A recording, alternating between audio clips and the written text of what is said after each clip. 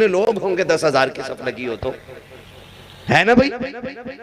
حضور نماز سے فارغ ہوئے اور ایک کونے میں بیٹھ کے رونے لگ گئے. حضرت عمر دوڑ کے آ گئے. محبوب کسی نے دل دکھایا ہو نا تو اشارہ کر، بیٹے جوان کیے ہی تیرے لیے ہیں. اگر کسی نے دکھ دیا ہے بیٹے قربان کر دیں گے. کسی نے کچھ بولا ہے گردن کاٹ دیں گے.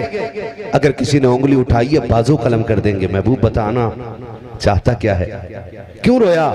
تب میرے نبی نے کہا تھا آج مجھے میری ماں کی یاد آ گئی ہے. آج میری ماں کی یاد آئی ہے. عمر کسی نے دکھ نہیں دیا ہے، آج میری ماں کی یاد آ گئی ہے. حضرت عمر بھی رو دیے. حضور اب بھی ماں کی یاد آ رہی ہے؟ کہا ہاں. اور نوجوانوں اگر مسکرانے والے ماں باپ ہیں تو مقدروں والے ہو. تمہاری خوشیوں میں شامل ہونے والے ماں باپ ہیں نا تو تم خوش نصیب ہو. تمہاری ترقی کو دیکھنے والے ماں باپ اور مسکرانے والے ہیں تو تم نصیب والے ہو.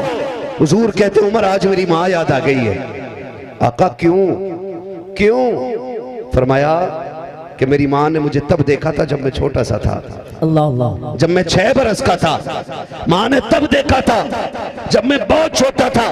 کاش آج میری ماں ہوتی، آج میری ماں ہوتی، درختوں کو سجدہ کرتے دیکھتی تو کتنی خوش ہو جاتی.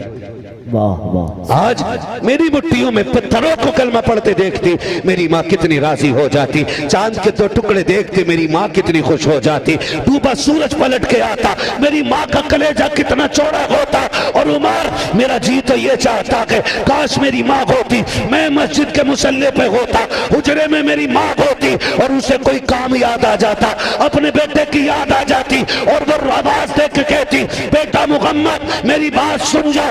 آقا کہتے ہیں میں مسجد کی مصلی کی امامت پہ ہوتا، حالت نماز میں ہوتا، سورہ فاتحہ پڑھتا ہوتا. اچانک ماں کہہ دیتی بیٹے میری بات سن جا.